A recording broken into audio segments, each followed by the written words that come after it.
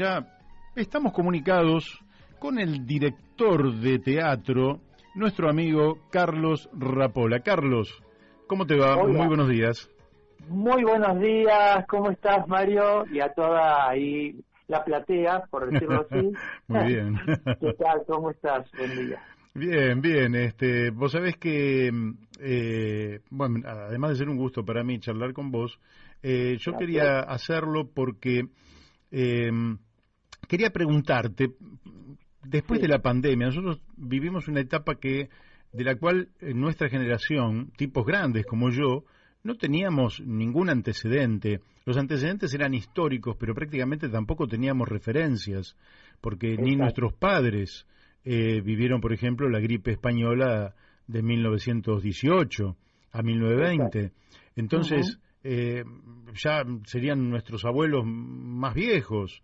Y ya Exacto. es otra. Nosotros vivimos 2 años excepcionales que fueron los de la pandemia, que golpeó a muchos sectores. Por ejemplo, el sector turístico lo golpeó duramente, el transporte, pero también golpeó duramente al teatro. Entonces, mi pregunta concreta es, después Sí. de la pandemia, ¿cómo sigue la función? ¿Cómo sigue? ¿Qué pregunta? Bueno, los teatristas, quien hacemos, y el gran complejo del mundo del arte, digamos que tenemos una mentalidad y una forma de ser que siempre tenemos, aunque pareciera idílico, ese tema de la esperanza, ¿no? Porque pareciera que eso es lo que nos moviliza más allá del talento en puntual, ¿no? De cada Ujú. artista.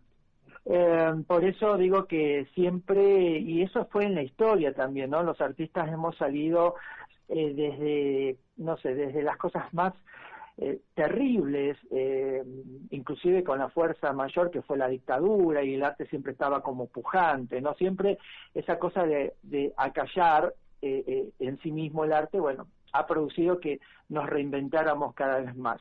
En este caso fundamental, yo siempre le digo a todas las personas que nosotros vamos a hacer historia, los que hemos vivido esto, porque no lo vamos a necesitar leer en los libros, como fue La Peste Negra en el 1800, o cuando Camus escribe sobre la peste, ¿no?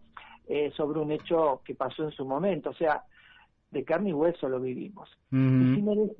Y si me dejas hacer como un poco de historia, digo, más allá de cómo estamos nosotros, los artistas, cómo viene el público también. Ajá, dale. Porque yo como psicólogo social también miro esa franja, digo, porque no solamente estamos cero los artistas, haciendo un poco tu pregunta, o sea, hay un 50% en el país de aperturas de salas teatrales.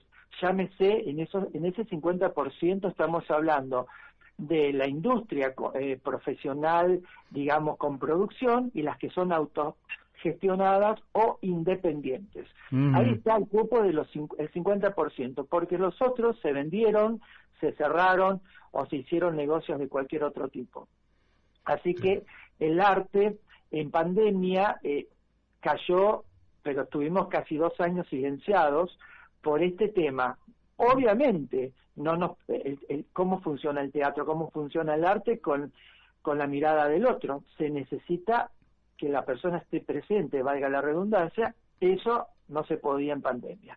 Y después, en el recorrido de que se fue la pandemia, estamos hablando de, y no entrando demasiado en política, o sí, digo, no, nuestro ramo, nuestra parte profesional no estuvo cuidada y no estuvo con una mirada, porque para los políticos y para el mundo entero, lo que llevó esta pandemia es una mirada a futuro. ¿Qué pasa después de todo esto? Ujú. Y nosotros, en nuestro país, como en algunas partes del mundo, París y Estados Unidos, donde yo viví, presentan también ciertas incógnitas, pero en comparación de nosotros es como que no le importa al Estado, porque pareciera que todavía nosotros los profesionales del arte hacemos esto porque tenemos tiempo o porque nos sobra dinero o porque somos buenos, y sin embargo es una industria.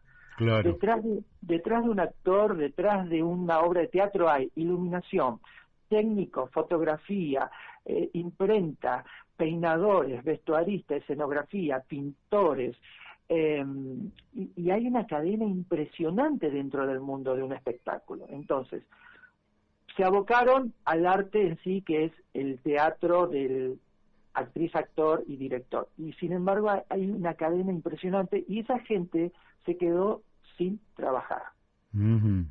Y como te decía, más allá de esta cosa puntual de qué pasa con la industria, es qué pasa con el espectador, que todavía tiene miedo a entrar a un lugar de 50 personas donde en algunas salas todavía no hay cierta refrigeración, la gente, porque la gente cambió también su forma de pensar, porque tenemos gente todavía con mucho miedo a morirse, porque eso es lo que dejó la pospandemia, el anunciamiento de la muerte, y después el otro despropósito de la otra porción humana, que es, yo me enfermo y si me enfermo, ¿qué me importa? Eso que se habló de el antivacuna o que no existía este tipo de pandemia, que era una resuelta de gobiernos poderosos. Entonces nos encontramos con dos avatares difíciles de público. Por supuesto que quien no tiene miedo va a ir, esté o no con la enfermedad. Y tenemos al que está sano y el que tiene miedos, porque la información fue tan fuerte que claro, le quedó para ir al teatro hay que romper el quédate en casa, que tanto se inculcó. Exacto. Si me quedo en casa no voy al teatro. Bueno, y para nosotros fue una escapatoria quedarte en casa porque el teatro funcionó más o menos en un 30% con respecto a lo que era el streaming, ¿verdad? El típico teatro grabado, y explotó YouTube, explotaron todas las redes sociales, el Zoom, me acuerdo. Pero claro, fue una escapatoria, casi diría como quien prende un fósforo y tenemos luz unos segundos. Claro. Pero eso de quedarte en casa, volviendo un poco a lo que te dije, hay una estructura informativa que viene quizás desde el Estado gubernamental que te dice eso, pero creo que es otro tipo de falta de plan, porque vemos que la sociedad sale casi diría espontáneamente, ya sea por trabajo o por resistencia, la gente ya no puede quedarse guardada, ya no existe eso en ninguna parte del mundo. Entonces, vuelvo a repetir desde el principio que dije, hay un 50% de salas abiertas, con un futuro, Mario, muy difícil, porque para fin de año se está pensando en que se van a sacar los subsidios del teatro, que ya hubo un grave problema con el cine, ¿no? Más allá político, económico, pero están por entrar a las salas profesionales independientes que están en una mirada de sacarle los presupuestos de los subsidios. Subsidios, estamos hablando que el Estado le subvenciona luz y agua, que es lo más caro el metraje de una sala porteña. Si eso se saca, obviamente el valor se tiene que disparar de las entradas y asimismo no puede cubrir los altos costos de lo que puede salir una luz, imagínense. Qué bárbaro, pero siendo Argentina uno de los países que tiene mayor densidad teatral, sobre todo en Buenos Aires, ¿no? Que no haya una política de justamente salvaguardar y promoverlo sobre la base de ajustes que la verdad que no habría que discutirlo mucho esos ajustes, pero me parece como un desatino. Pero bueno, está más allá de nosotros. Vos estás dirigiendo una obra de teatro que se llama Terapeuta Alternativo. Exacto. Y bueno, quiere decir que parte de lo que nos estás contando no solo nos lo contás porque lo sabés por ser parte del espacio artístico, sino porque además lo estás vivenciando. Exacto. Bueno, les digo al público que el Terapeuta Alternativo es una obra de Juan Galvo y tiene la dirección de la persona con la que estamos hablando, Carlos Rapola, y se da en el Teatro Roxana Brandon, ¿puede ser? Pasaje Carabelas, 255 Capital. Exacto. Pasitos del Obelisco, Mario. Muy cerquita del Obelisco. Sí, a 1 cuadra y media. Y estamos hablando justamente, ¿no? Sobre una estructura, sobre medicina versus terapias alternativas. Acá nos encontramos con un personaje que viene con un problema, digamos, donde se encuentra estos personajes que yo hago de todo y lo ato con alambres. Tendría que ser. Entonces se pone como psicoanalista y va a empezar a tomar riendas sueltas, ¿no? En este alocado proceder de las normas académicas, pero cuando no llega a poder salvar a esos dos pacientes, que hay dos ejemplos, una actriz y un actor, va a usar un medio totalmente alternativo, que va a ser tirarle de las cartas. Ajá. La cartomancia. y lejos de poder ayudar, porque obviamente este hombre cada vez se va desbordando más, la moraleja es que esto, en este devenir, se va a encontrar en que en vez de arreglar, se va a ir desbordando cada vez más su proceder. ¿Por qué? Porque no solamente vamos a encontrar dos pacientes, va a venir una ex esposa del psicoanalista que va a invadir el consultorio, una ¿cómo se llama? Una secretaria metida y que le arregla antes a los pacientes. Entonces, poco a poco, ese personaje, el protagónico, se va a ir descascarando y va a mostrar su verdadera incapacidad, quedando expuesto su propio disfraz, ¿no? Y ahí se muestra lo débil que puede ser una persona cuando toma algo que, bueno, no corresponde. Y aparte de todo esto, lo que quiero mostrar en esta comedia, que es muy ágil, es una observación crítica, mostrando también un costado de creencias, ¿no? Ajá. Sin meterme en la cartomancia como un hecho que quiero denunciar. No, digo, hay gente que cree o no, pero digo, cómo uno puede llegar a ciertas prácticas erróneas, quizás, ¿no? Entonces, claro. Es muy divertida y, bueno, si vos me permitís, te puedo decir que bueno, es Juan Galvo el protagonista y el autor, tenemos a Cristina Canata haciendo secretaria, tenemos a dos pacientes que es Aldo Tesi y Graciela Marcet, la ex mujer Adriana Cuerda y quien te habla, la dirección mía. Muy bien. ¿Y en qué horario se puede ir allí? Bueno, vamos a estar todos los sábados de abril y quizás algo de mayo, pero seguro abril vamos a estar a las 20 horas. Es un horario bellísimo porque muy lindo. Te queda tiempo. Sí, te queda tiempo para cenar tranquilo, una buena pizza ahí bien porteña. Sí. Qué bueno. Para ir a Los Inmortales, o ir a Guerrino, ir a cualquiera, a Banchero, a cualquiera. No le estamos haciendo propaganda ni pasando chivos para nadie. Pero se me hace agua la boca, no más allá de pensarlo. Pero le voy a decir a mi compañera para poder ir algún sábado y estar allí y poder saludarte y bueno, presenciar esta obra que me parece que es vida en el marco de un tiempo histórico que fue signado justamente por el miedo a la muerte, que estaba perfectamente justificado, porque perdimos muchos seres queridos, hemos perdido. Pero, bueno, después tras la noche, dice el tango, que tras la noche más oscura sale el sol, ¿no? Y el teatro es un poco ver la salida del sol. Sí, la verdad que sí, vos sabés que la gente se ríe desde que entra hasta que se va, aplaude a cada personaje que entra, porque me hace acordar la época de los personajes de Sophois, de esas comedias donde entraba el personaje, aplaudía, la gente se ríe de estos dos pobres clientes, porque el personaje los toma como clientes, pero son pacientes, ¿no? O sea, doblemente infortunados, pobres, porque van a la boca del lobo.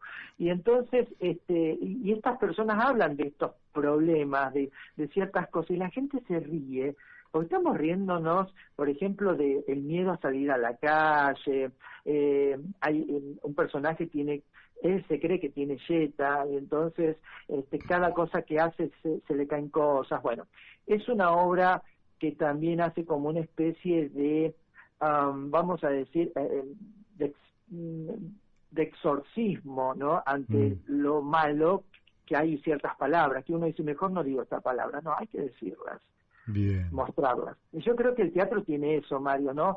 Por eso la vanguardia, a pesar de la pandemia, a pesar de que estábamos callados, yo creo que se juntó fuerzas, y yo siempre le digo a mis alumnos o a quien quiera oír, o hasta en reportaje como en este caso, el teatro nace cuando el hombre empieza a necesitar que perdure ciertas hazañas o a experimentar la felicidad o ciertas cosas, y ya de ahí nace el teatro, ¿entendés? Estamos hablando del teatro antropológico, de donde el hombre ya se pone de pie y empieza en la parte rupestre. Entonces, es importante, por más que nos quieran acallar. Carlos, y recuperar ese contacto, porque uno tiene la vía digital, ¿verdad?, que se ha extendido tanto, o uno tiene el cine, que también es absolutamente valioso, pero el actor en el cine actuó una vez, se filmó, se grabó y allí quedó para siempre.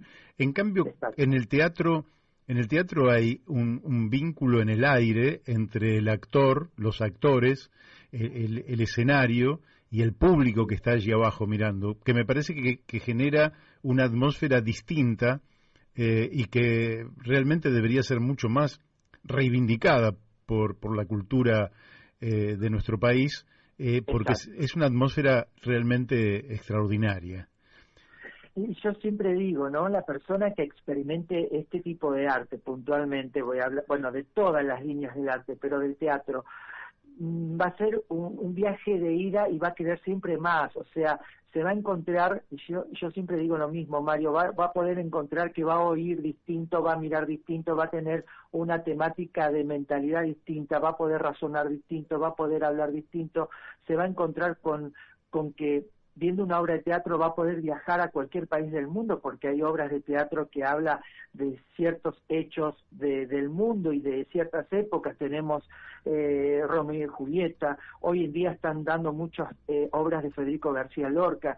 Entonces, estamos hablando de que hay un espíritu maravilloso que no se puede perder, que es el arte de sentirse, y vos dijiste, donde el público es parte activa, no es que se sentó y es pasivo. El espectador llora, se muere, se enamora, porque siempre va a estar metido en los personajes. Y el público, cuando se va de la sala, no se va a ir igual como entró. Bien. ¿Me entendés? Carlos, lástima que se me fue el tiempo, pero siempre es un gusto charlar con vos. Cuando termine esta obra te espero acá por la radio y poder charlar mucho tiempo sobre estas cosas que son justamente lo que nos hacen diferente a otras especies. La posibilidad de hacer teatro. Gracias. Te mandamos un fuertísimo abrazo. Gracias y hasta pronto. Gracias, Mario. Gracias. Bueno, hemos hablado con el director de teatro Carlos Rapola,